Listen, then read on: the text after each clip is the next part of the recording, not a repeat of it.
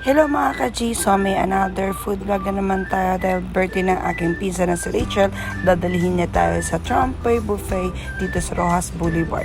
So ngayon kasama natin ang aking buong pamilya, sila mama, sila kuya. So dito na tayo sa Trompay Buffet dito sa Rojas Boulevard. So yung pinsan ko nag-rent ng tulod for only 1.5.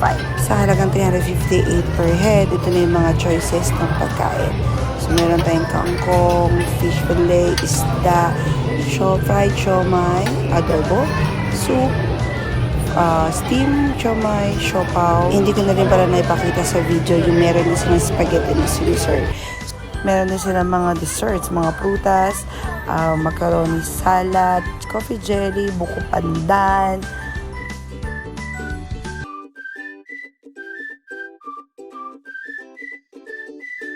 jelly, palitaw. So, ayan, nagsepe pa yung pamangkin ko. Siya ang tagakuha ng video. Cookies. Hindi silang mini moist cake. Meron din silang buchi. And then yung fluffy na cake. Maha. And sushi. So, mabilis maubos ng sushi. Kunti lang yung dish na nakaserve that night. Pero hindi ko sure everyday yun ang diniserve talaga nila.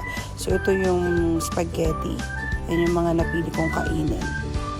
So, dito naman kitang-kita talaga na masarap ako sa spaghetti kasi favorite ko talaga spaghetti. So, yan po ang price rate nila per head. So, you can follow them on their Facebook.